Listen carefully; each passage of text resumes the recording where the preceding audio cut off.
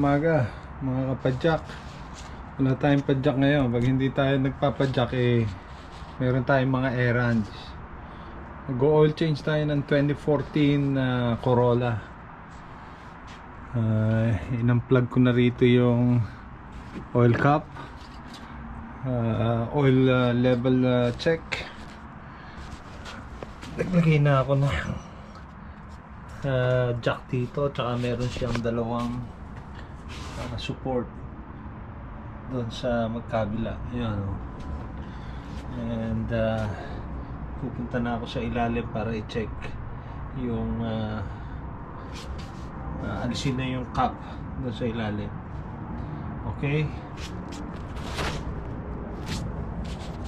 meron tayong oil na 0W20 para dito sa Corolla na to, full synthetic. Tapos meron tayong Pram na ultra synthetic na yan para 24,000 kilometers.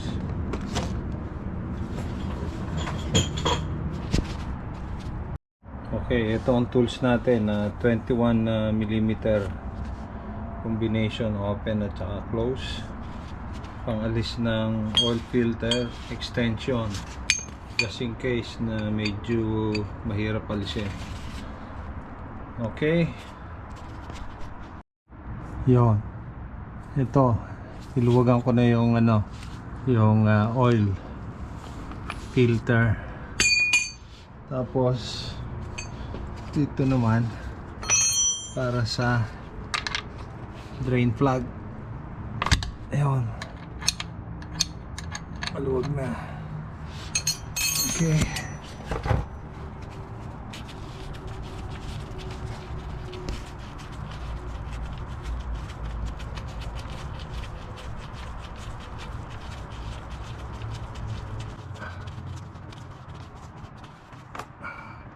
okay.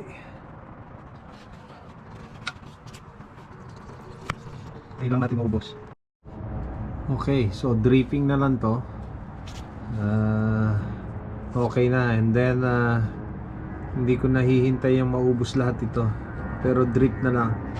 At the same time, okay naman yung gasket nya, hindi ko na siya papalitan. Pero kung hindi na siya okay, time for you to replace.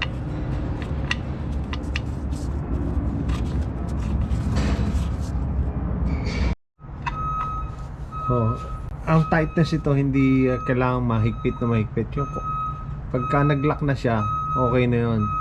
And ito nga pala is not 21, 14mm. Okay,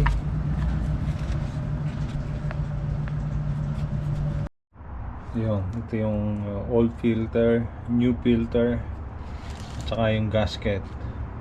So tatanggalin natin tong old filter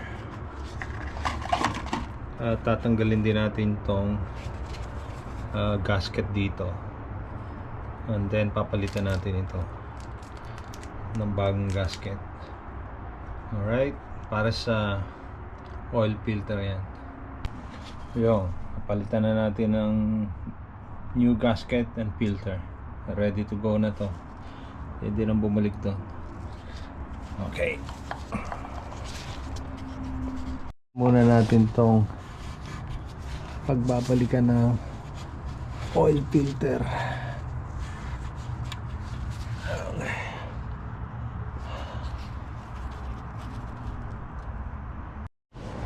Using the same tool, tightenan natin ito.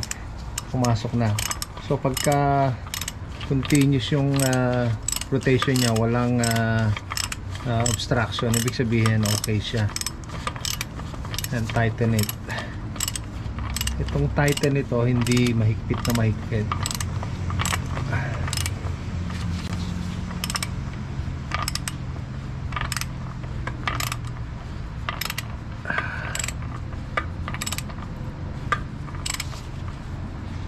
Yan.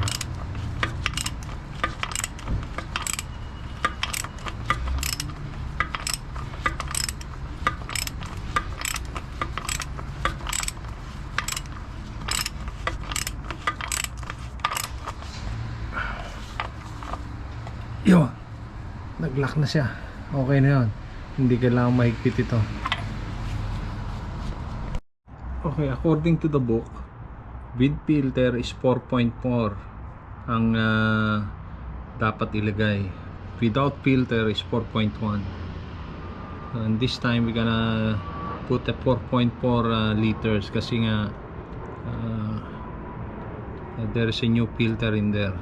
I changed the filter anyhow. Okay, so ito ay 5 liters, so definitely we have to have at least 4.6 liters na matitira.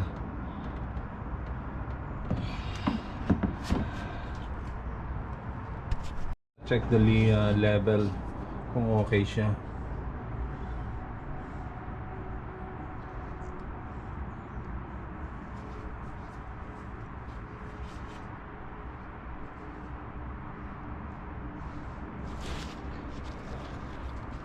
Kung ano, may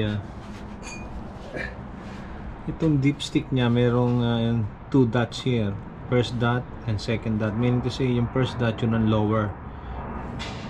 In between, either nasa medium ka oil, or ito yung maximum niya pagka okay na yung level na inilagay mo ng oil. So tingnan natin kung dito sa second dot yung level ng oil niya.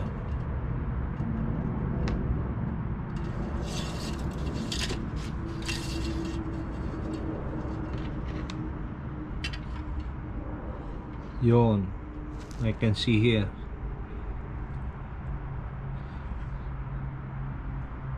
Andun na sa second level. Okay, seems we have a good oil change today. Thank you for watching. Tutuyan eh.